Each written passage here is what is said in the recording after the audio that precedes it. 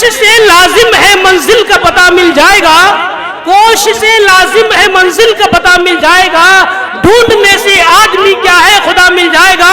और नौजवानों छीन लो बढ़कर सितमगरों से हक, नौजवानों छीन लो बढ़कर सितमगरों से हक, यूं रात की तन्हाई में रोने से क्या मिल जाएगा। अरे मल्लाह तुझको तेरी नादानी न ले डूबे, भरोसा कश्तियों पर है कहीं पानी न ले डूबे। और मिलाओ हाथ तो उसके चेहरे पे नजर रखो, मिलाओ हाथ तो उसके चेहरे पर नजर रखो, कहीं तुमको भी सूरज जानी पहचानी न ले डूबे। आप देखिए 2012 में मुलायम सिंह यादव जी ने 18% आरक्षण का वादा किया और 2012 से 17 तक बहुमत की सरकार रही, मगर 1% भी आरक्षण नहीं दिया गया। आप देखिए तेलंगाना में 12% अल्पसंख्यकों को आरक्षण मिल रहा है, ये ओवैसी बंधुओं की मेहरबानी है। कोई भी सरकार रहेगी ये 12% आरक्षण मिलेगा। आप ध्यान दीजिए, बदायूं में सलीम शेरवानी होते थे, उनको समाजवादी पार्टी ने खत्म कर दिया। अपने भैया धर्मेंद्र यादव को लाकर, भतीजों को लाकर, आदित्य यादव को लाकर, और रामपुर में 2 बार जयप्रदा जी को उन्होंने लड़ाया और आजम खान मौजूदा एमपी थे, उनसे इस्तीफा दिलाया गया। तंजीन फातिमा जो उनकी अहलिया थी, उनको राज्यसभा से लाकर इस्तीफा दिलवाया गया।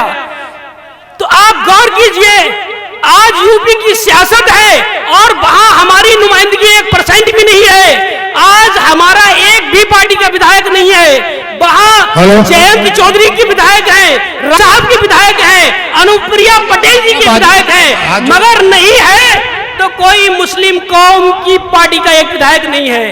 पहले प्रिंट मीडिया का दौर था, हमें पता नहीं चलता था, हम समझते थे हमारी आवाज उठाते होंगे, मगर आज सोशल मीडिया का दौर है। ये सब गूंगे बने हुए हैं, किसी जुल्म ज्यादती पर नहीं बोलते। किस दिन का इंतजार है? तो हमें ये कोशिश करना है कि हमें मुस्लिम चेहरे को नहीं जिताना है, बल्कि हमें अपनी पार्टी के किसी भी जात बरादरी का कोई भी कैंडिडेट हो, हमें उसे जिताना है। साथियों, जैसा कि हमारा देश 1947 में आजाद हुआ और आजादी के बाद तमाम समाज समुदाय के लोगों ने अपनी अपनी पार्टियां बनाई, लेकिन एक मुस्लिम समाज ही इकलौता ऐसा समाज था जिसने सोनिया गांधी, राहुल गांधी, मुलायम सिंह इन लोगों पर भरोसा करा। और इस भरोसे के बदले में हमें क्या मिला? हमें डर मिला। कभी तो कह दिया जाता है आ जाएगी, कभी कह दिया जाता है उसे वोट मत देना बीजेपी आ जाएगी, कभी कह दिया जाता है कि अयूब अंसारी को वोट मत देना बीजेपी आ जाएगी। बीजेपी का डर दिखाकर आज हमें इन लोगों ने मालूम है कितना कमजोर कर दिया।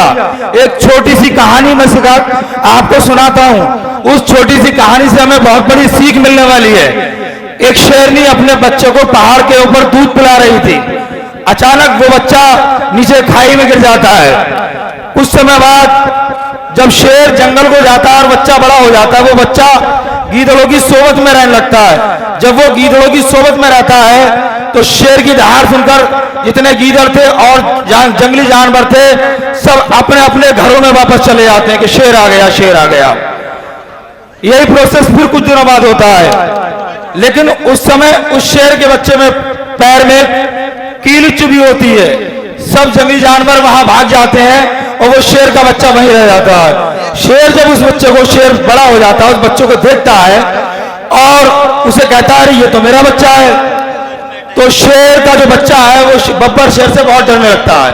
वो कहता है नहीं, जो तुम हो वो मैं हूं, आप मेरी कौम में से, मेरी बिरादरी में से है। वो बच्चा नहीं मानता है। फिर वो उस बच्चे को लेकर शेर दरिया के किनारे जाता है और दरिया के अंदर झांक कर दिखाता है कि जैसा मेरा चेहरा है वैसी आपका चेहरा है, जैसी मेरी मूंछ है वैसी आपकी मूंछ है। फिर वो दहाड़ निकालता है, जैसी दहाड़ शेर निकालता है वही दहाड़ वो शेर का बच्चा निकालता है। और आखिरकार उसकी दहाड़ से भी पूरा जंगल सहमने लगता है। मुसलमानों, तुम्हें भी डर दिखाकर इतना कमजोर कर दिया गया, तुम अपनी ताकत नहीं पहचान पा रहे हो कि तुम कितने पावरफुल हो, तुम कितने ताकतवर हो। तुम्हारे लिए भी एक बब्बर शेर बैरिस्टर असदुद्दीन ओवैसी साहब की तरह आ चुका है और तुम्हें भी अपनी ताकत पहचानने की जरूरत है। मेरी बात के आखिर में एक छोटी सी गुजारिश है, आज से आप ज्यादा नहीं 2 लोगों को पार्टी से जोड़ें और उनसे कहें कि वो भी 2 लोगों को डेली पार्टी से जोड़ें। यह प्रोसेस को आगे बढ़ाते जाएं। अस्सलाम वालेकुम व रहमतुल्लाहि व बरकातहू।